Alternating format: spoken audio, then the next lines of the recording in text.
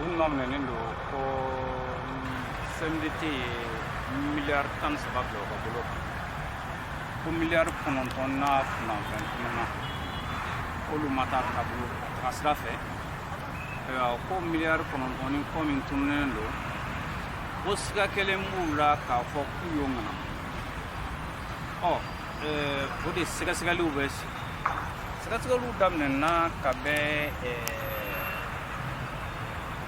gendarmerie là. Gendarmerie qui fait juste d'instruction à Kabarake. Quand le dossier dans la chambre d'accusation a bi ambekri kana. Au dame na cabine de nando on parle plus mal. Oh, c'est que là-bas o ye kiri yorod. Bibina. Aure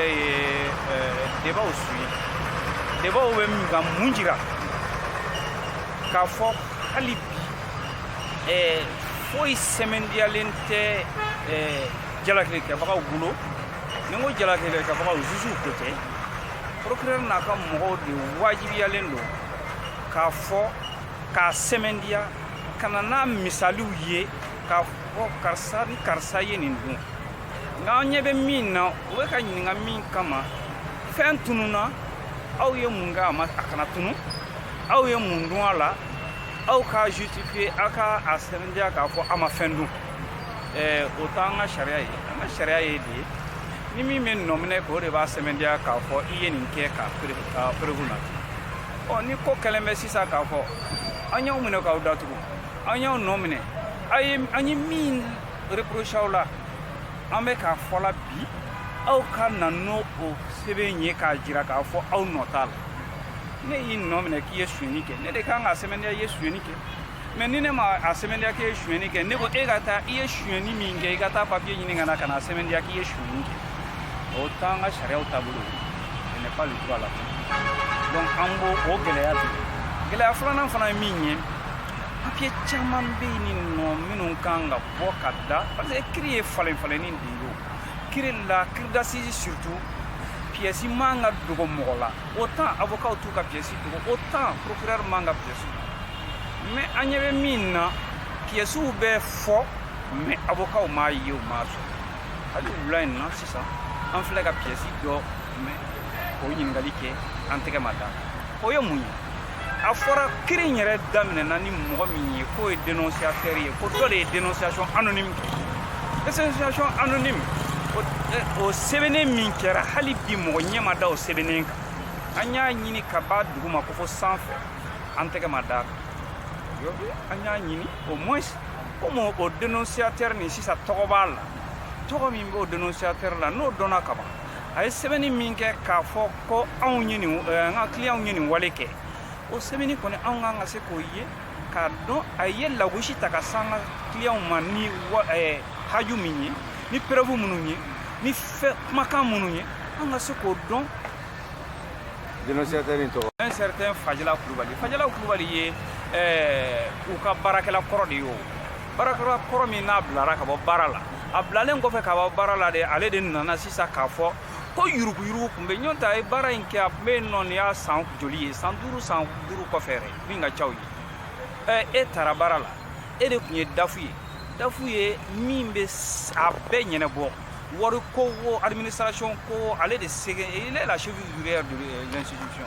et na fora ko mi cheville ouvrière pendant des années ni tieni beka kela o tieni kelen ko fe ka ba e ma fin fo ko fo e blalenga bo barala e sorla kaye ka fo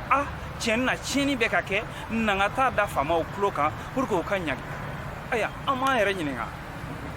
tajuru sara de dowa dimi bere de dowa ou bien façon de nyuma ere wale semendiato de dowa arani risurnu koyi kajira ka fokaye da bari risurnu na bo andu nyame semete nyamo bada no e baba bertiye aka la jabada o sefe kila ay semekala o nyinga yala yuka risurnu waru sorowa o ku ya soro sante menenta yo soro ko sami ndaro ku yo fana soro ko kona kuni mo mi ya fo ka foko senekala ko nyema e dangari ka wargola fiye kaluti kati warbla ati warta warin signature de ba labo abuse ka musoro ka fo yoro in bon baba berte ko fo le ni mame mais mo de fo biwa bar la o wor ko ngelen be jina moriya de jina ko de do minnu wari dabora minnu kama olu ku yu ka wari sɔrɔ mais fama ko wari tununa sira la wari jumɛn de tununa sira la sisan ayiwa an b'o de ɲininkali la parce que an bɛ fɛ k'a faamu de o kiri in ye faamuya de ye o sabula kiri mankan cayara justice fana tɔgɔja n'an ko justice juge dɔrɔn tɛ o justice baarakɛla dɔrɔn tɛ an bɛɛ de kungo don n'a fɔra justice ka tɔgɔja an bɛɛ de ka tɔgɔja don donc ni kiri kɛra ka ɲɛ o b'an bɛɛ de kunna wolo o de kosɔn an tɛ yan nɔ mɔgɔ contre la ou bien an tɛ na yan ko an ye mɔgɔ ka partisan ye an b'an ka client défend mais an b'o défend tiɲɛ de kan ni a fɔra ye miliyari 93 dira ko miliyari 9 tunun'o la miliyari 13 in dun dira mɔgɔ minnu kama mago minnu kama a dira minnu kama olu k'u y'a sɔrɔ a dira mɔgɔ minnu kama k'o mago ɲɛnabɔra miliyari 9 dun ka se ka bɔ o la o tuma ce qui veut dire que miliyari 4 de ɲɔgɔn si kɛra ka se k'o baara kɛ n'olu yɛrɛ sɔnn'o ma olu mana ɲininkali k'o la olu man'u filɛ mɔgɔ kelen ma sɔrɔ min bɛna fɔ bi in na k'a fɔ tiɲɛni na ne ka hakɛ tiɲɛna ne ka hakɛ ma sɔrɔ an tɛna an yɛrɛ ɲininka sisan miliyari 9 ko ye ni jinɛmɔrɔya ko don ou bien ni jinɛ ko don sɛnɛkɛlaw ko don sɛnɛkɛlaw si mana ka n'i sigi k'a fɔ yan nɔ k'a fɔ ale ka hakɛ a m'a sɔrɔ a ka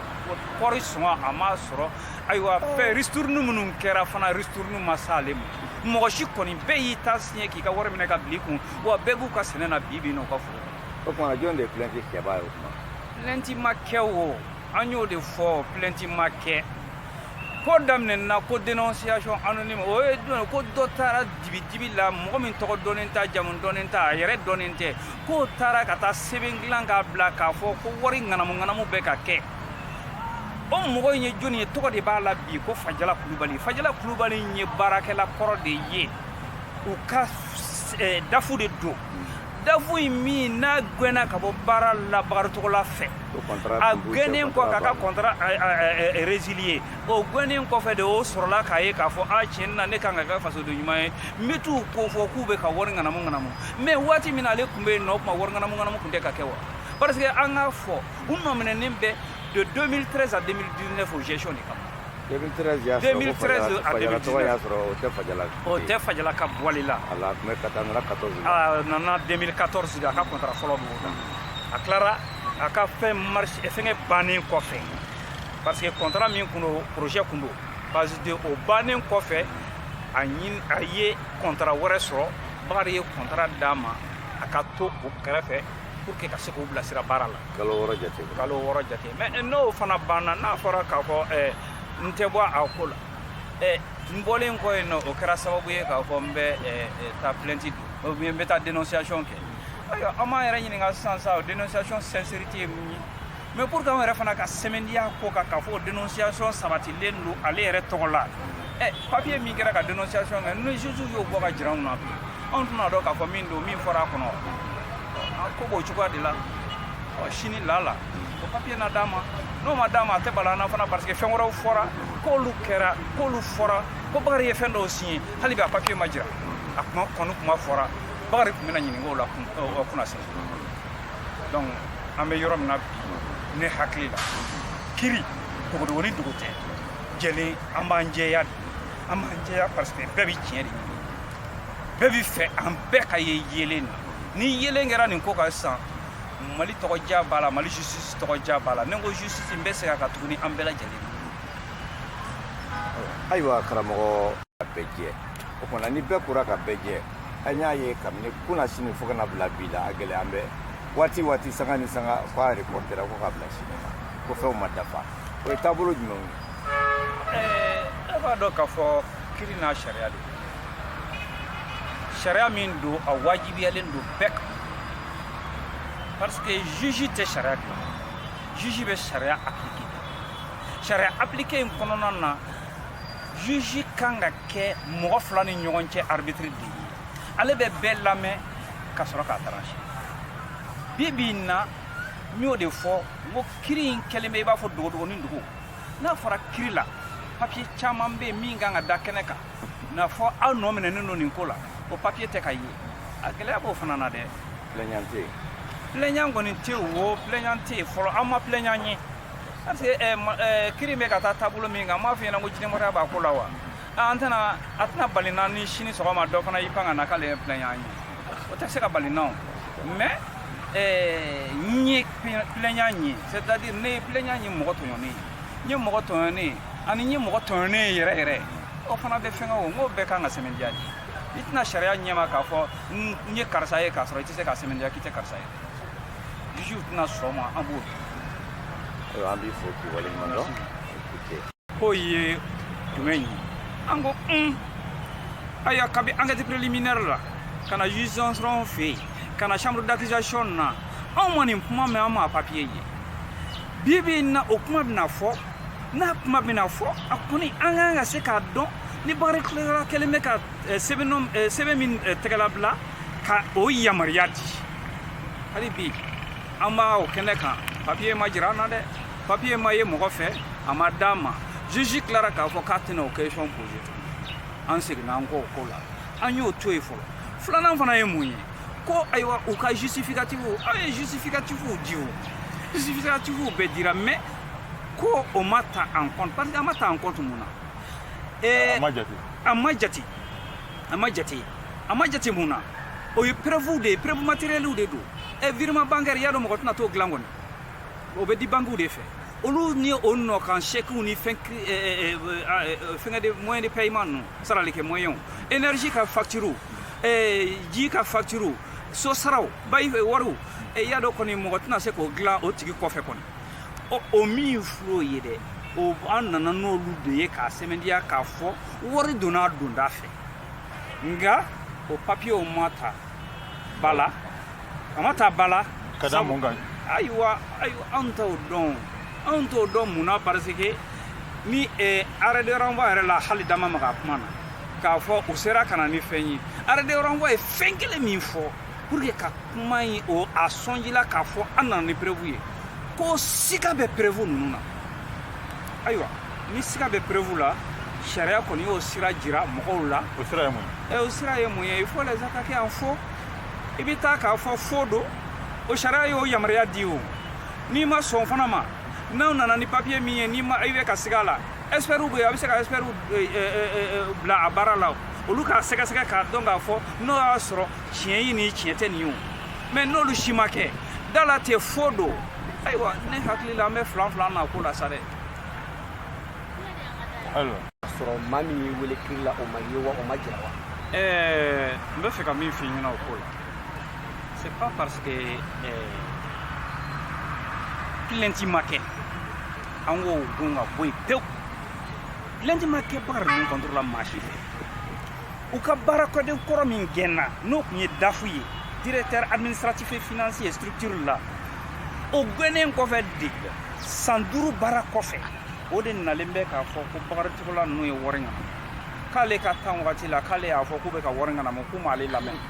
comme atara ko folle jawa aye ko fo de fora ko dénonciation anonyme 600 ay dénonciation mo mi dénonciation anonyme nge anye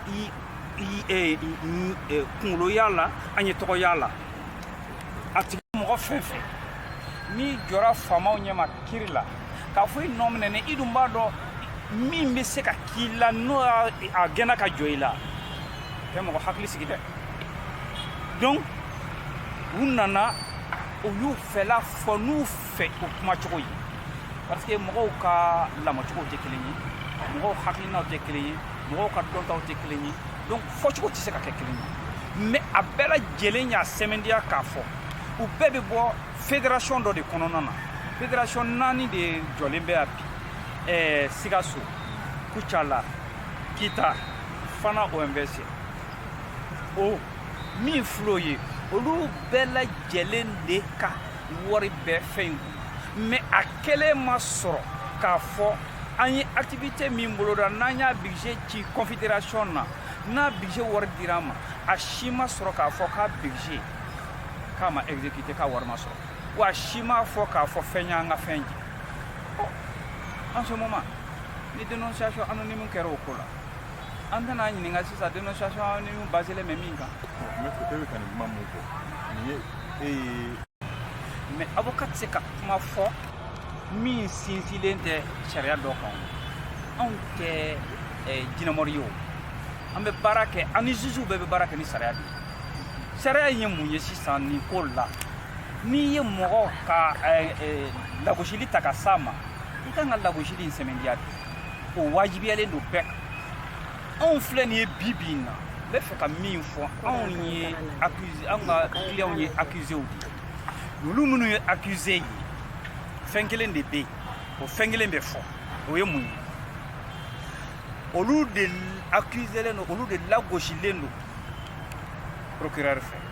procureur de kan ka sɛmɛndiya ka prouver min bɛ ka fu ma o nɔ don kana n'a sa waleyaw ye ka sɛmɛndiya preuve ale de kan ka preuve anw tɛ preuve jira k'a fɔ an nɔ tɛ o olu de y'an wele k'a fɔ an nɔ don n'an nɔ tɛ ko la n'an nɔ bɛ ko la olu de kan ka prouver n'u ma se k'o prouver sa o tuma u bɛ min nɔfɛ u bɛ sɔrɔ k'o de fɔ an ɲɛna. mɛ u bɛ aw ka mɔgɔw ɲininka sisan aw yɛrɛ ɲɛna mun n'aw ma se k'a ka mɔgɔw bali ka o yɔrɔw jaabi k'a fɔ ko i darama la i nɔ don a ye nɔ tɛ wa.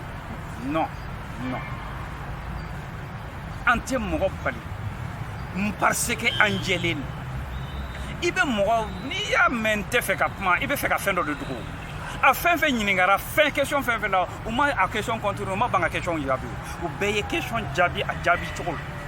donc n'i y'o ye mɔgɔ la fɛn dogo ta tɛ o kiiri tɛ fɛn dogo ta ye o. sini confrontation bɛna kɛ u bɛna ɲɔgɔn sɔrɔ ɲɛ ŋɔɲi awa o bɛ kan ka kɛ sini e sirannen tɛ wa. sini ye don dɔ ye min anw yɛrɛ bɛ nisɔndiya ka sini kɔnɔ an bɛ nisɔndiya ka sini kɔnɔ sabula fɛn in bɛɛ base ye mɔgɔ kelen de kumakan ye an k'a fɔ dénonciateur kumakan de kiiri in daminɛna n'o ye baara kɛra n'o ye misali minnu di wa anw bɛ yan kiiri la n'o misali n'o ka kumakanw de ye fɛn wɛrɛ ma ɲini mɔgɔ fɛ ka taa bangila ka sɛgɛsɛgɛli kɛ ka taa fédération kɔnɔna na ka paysanw fara ɲɔgɔn kan k'u lamɛn foyi wɛrɛ ma kɛ ne nin tɛ n'o tigi bɛna sini o t'aw sira ma. o de y'anw nisɔndiya ko ye o ye yelen bangedon dɔ ye o sabula anw jɔrɔlen tɛ anw bɛ fɛ yelen ka bange bakari ninnu ni an nɔ ka mɔgɔw filɛ a fɛn fɛn filɛ nin ye n ko kalata de y'u se fédération ni confédération mun ye kala ta u ye u ka baara a fɛn fɛn filɛ nin ye i t'a si ye min minimum hectare 100 tɛ min bolo k'a b'a ci kɛ a tɛ yen sɛnɛkɛla u ye depuis u bisimila u bɛ sɛnɛkɛ la u dɔnna ni sɛnɛkɛ ye u ka lakodɔnnen don fan bɛɛ fɛ ni sɛnɛkɛ ye u y'u ka dahirimɛ n'u ka tɔgɔja n'u ka manja n'u tɔgɔ sɔrɔ sɛnɛkɛ in de la n'a fɔra sɛnɛkɛla kelen ninnu bɛna lagosi k'olu ye sɛnɛkɛla wɛrɛw ka wari dun fonctionnaire dɔ fɛ parce que n gɛnna ka bɔ baara la yɛrɛ o kan ka n'o sɛmɛndiya n'o bɛna o sɛmɛndiya don min kɔnɔ an bɛɛ bɛ nisɔndiya sabula sini n'ale sera ka perepere-latigɛ di k'a fɔ ninnu ye nin kɛ a preuve filɛ nin ye o tɛ ko wɛrɛ ye wa mais n'ale ma se k'o prouver sisan mun de bɛna fɔ sisan an bɛna miiri sigana bɛna don poursuite la mais au delà an bɛna min ye k'a fɔ a dabɔra tɔgɔtiɲɛ kama tɔgɔtiɲɛ min fana don ne hakili la sariya man ka don da fɛ n'a kɛra ko nin ko in kɛra tɔgɔtiɲɛ min ye mais an t'o yɔrɔ la a bɛ kɔlɔlɔ sɔrɔ mais sariya kɔlɔlɔ bɛ yen mais kɔlɔlɔ min a b'o sɔrɔ n'o ka jugu kɔlɔlɔ yɛrɛ bɛɛ ye o y'a yɛrɛ conscience bɛna degun min d'a kan a kɛra sababu ye ka dutigiw musotigiw dentigiw burantigiw mɔdentigiw k'u lagosi k'u lase lagosi ma lagosi min ka jugu lagosi min ye k'u laso kasolata ma kalo 11 kalo 12 ni kɔ u dɔw bɛ kaso la san u t'u ka denbaya kɔnɔ u t'u ka foro la u bɛ sɛnɛ min dɔn ale de kɛra sababu ye ko n'a yɛrɛ jɛnna n'o ye n'o kura yɛrɛ conscience fɛ anw bɛ mun wɔrɔ fɔ ne tɛ an b'i fo. Merci.